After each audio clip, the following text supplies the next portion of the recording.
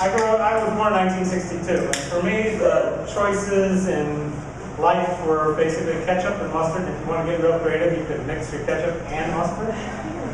And, I went through life thinking, that was the way things were. And I remember having a conversation with my father once about politics. And he said, yeah, there's a lot of them to right, and he tried to explain it. And then one day, I realized there's a lot more to it than ketchup and mustard. Been down to Jungle Jim's. This is their hot sauce, barbecue sauce, everything else. This is America, people. We believe in lots of choices. Henry Ford blew it when he said you can have it in any color black.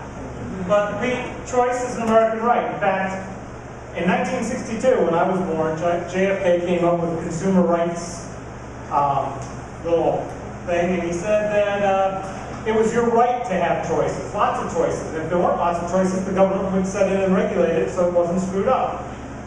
Unfortunately, our election system sets it up so that you have two choices. Go back to the little ketchup and mustard thing. That's it. You get two choices. And it's not really working. Our voter turnout is low. Our elections cost a lot of money. And people aren't really happy. And what we end up having is, you're not voting for me, you're voting against him. We split up into red and blue states. We have not unified our country, we have torn it apart. This is not what the founding fathers believed in, and they sure didn't believe in all this money, and they never thought it was going to be, the lesser of two evils. There is a better way. Instant runoff voting. This is where you get to rank candidates. This is my first choice, my second choice, my third choice, my fourth choice, on down the list. At the end of the polling, they throw out the bottom, the guy got the least number of votes, and your vote moves to your second choice, your third choice, up until we get a majority, and we pick a winner. It is being used in other places.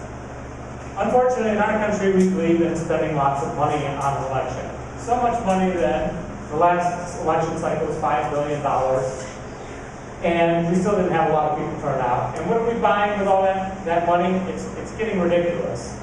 It's all focused to get your vote on one day. Now, there's a slight problem. What happens on that one day if we have a huge snowstorm, a windstorm, and the power goes out? What happens? Nothing. People don't get to vote. The system is so flawed, and we have so much ability to change this, and technology that's there. And it's really quite simple. But right now, we'd rather spend $5 billion and plug up their way so that we can buy buttons and yard signs and talk about nothing. It's gotten to the point where people don't really know what they're voting for. They're voting against things, or there's just a few issues. They're not getting a well-rounded view. In fact, it's become advertising. I'm in advertising. I am in advertising, and I don't like what I see in politics. It's gotten to the point of, slogans and imagery is more important than substance. We're buying, mind share. But the difference between advertising and political stuff, if I tell you the product's going to do something and it doesn't do it, I'm in trouble. These guys do it all the time, and there's no repercussions at all. There's no honesty. What there is from the moment they get elected, they start raising money for the next time to get reelected, over and over and over. Doesn't matter. They're all millionaires. There's nobody in Congress that's not a millionaire. You can't even run for office unless you have tons of money. Trust me, I've tried.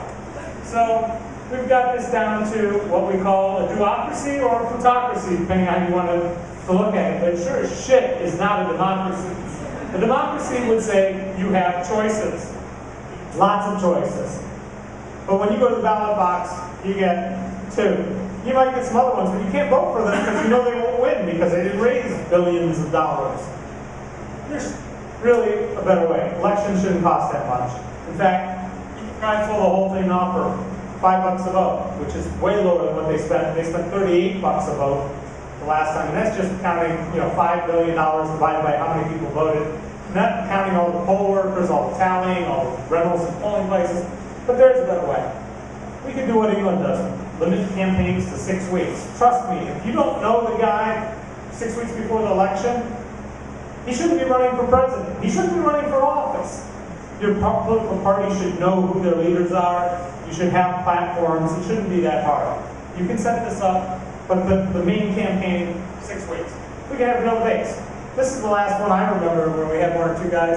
We got George W., we got Bill Clinton, and who's the guy with the big ears in the center there? Anybody remember him? Yeah, what happened to him? But real debates, substance, not just slogans, where they actually talk between each other, not by a moderator. But here's the real solution. Just send a voter guide and ballot to every single household that's a registered voter, and you have an equal page for every candidate with their positions. They can write anything they want. You can go research them along the web. You can make up your mind without the pressure of anybody else pushing you, showing signs at you, anything else. You do this, and then you fill out your ballot, and you drop it in the mail. It can be done. They do it in the whole state of Oregon. Vote by mail. It works great. Doesn't matter if it snows, doesn't matter if there's a hurricane, anything else. Boom. So, this whole system is much simpler. It gives you lots of time to evaluate, think about things, and we don't have to worry about the snowstorm and the elderly didn't vote. But, you know, realistically, it's just cheaper for us to pay for the whole thing. Because when we're not paying for it, we're paying for it anyways. All that, everything they want, the people who do pay for the elections, that's not us, those are the people donating those billions of dollars, they're getting it's pay to play. They're getting what they want.